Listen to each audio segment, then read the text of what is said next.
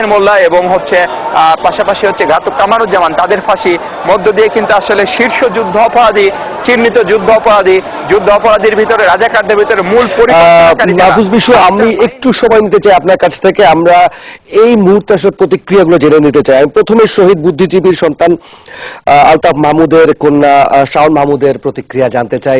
শাওন মাহমুদ, যদি আপনি শুনতে পারেন আমাকে একটু বলবেন যে রায় কার্যকর করা হয়ে গেছে। আমরা অলরেডি ব্রেকিং নিউজটা দিয়ে ফেলেছি, আপনার প্রাথমিক প্রতিক্রিয়াটা জানতে চাই।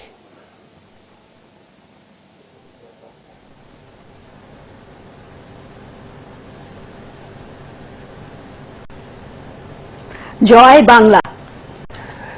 আমি আজকে বলে এসেছিলাম যে একসাথে আমরা বাংলাদেশের সব মানুষ একসাথে আমরা জয় বাংলা বলবো, আজকে রাতে বলবো, এটা বলেই এসেছিলাম বাসা থেকে সবাইকে।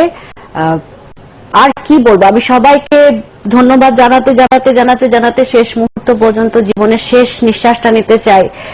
যে আজকে একটা কথা দিয়ে আমি শেষ করে দিয়ে যেতে চাই, সেটা হলো তারপরেও আমাদের যে আত্মত্যাগ, আমাদের যে আত্মদান, যেটা আমাদের পরিবার থেকে এসছে, শত শত লাখে লাখে পরিবার থেকে এসছে, আমার মতো যারা বাবাকে পায়নি, যার মৃতদেহ পায়নি, যার মৃত্যুদিন নেই, আমরা আসলে তারপরেও হয়তো অনেক অনেক ভালো, অনেক অনেক ধৈর্যশীল এই মুজাহিদ, এই সাকা, এই নিজামির, তাদেরও কিন্তু একটি মৃত্যুদিন আছে, তারাও কিন্তু বাংলাদেশে মাটি পেয়েছে।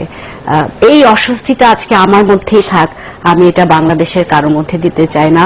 আমাদের মতো যারা শহীদ সন্তান আছে, যাদের বাবার মৃত্যুদিন নেই, যাদের কবর নেই বাবার, তাদের অস্বস্তিটা আসলে ভেতরেই থাকুক, তাদের পরিবারের অস্বস্তি ভেতরেই থাকুক। বাংলাদেশের মানুষ যেন অনেক ভালো থাকে এবং আমি যেন শেষ নিঃশ্বাস পর্যন্ত এই বলে যেতে পারি যে বাংলাদেশ রাজাকার মুক্ত হবে। জয় বাংলা। শহীদ বুদ্ধিজীবী আলতাফ মাহমুদ একজন সুরকার ছিলেন, তার সন্তান শাওন মাহমুদকে অসংখ্য ধন্যবাদ। তিনি তার মূল্যবান সময় বের করে আমাদেরকে সময় দিয়েছেন। এই মুহূর্তে আমি বরং একটু রুস্তম আলীর প্রাথমিক প্রতিক্রিয়াটা জানতে চাই। রুস্তম আলী, ফাঁসি রায় তো কার্যকর হলো, আপনার এই মুহূর্তে প্রতিক্রিয়া কেমন? এটা মহামান্য আদালতের দিকেই এটা খুশি এবং জনগণ খুশি। আইনের বিচার প্রকৃত হইল। এই 16 কোটি মানুষের আজকে সুখের হাসির দিন আসলো।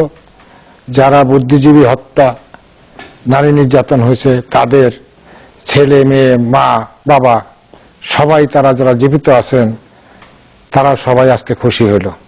এটি আমিও খুশি। এটাই। অসংখ্য ধন্যবাদ রুস্তম আলী আমাদের সাথে যোগ দিয়েছিলেন। একই সাথে বলে রাখি, কিছুক্ষণের মধ্যে স্বরাষ্ট্র মন্ত্রণালয় থেকে আসাদুজ্জামান খান কামাল তিনি ব্রিফিং করবেন, আমরা সেখানে যাব। তবে হারুনুর রশিদেরও প্রতিক্রিয়াটা জানতে চাই। লেফটেন্যান্ট জেনারেল হারুনুর রশিদ, সম্মুখ সমরের মুক্তিযোদ্ধা, আপনার প্রতিক্রিয়া জানতে চাই। এটা অত্যন্ত প্রতীক্ষিত একটি মুহূর্ত। আমি বলেছি প্রথমে, সেই 1971 থেকে শুরু করে 2016 সালের 10ই মে পর্যন্ত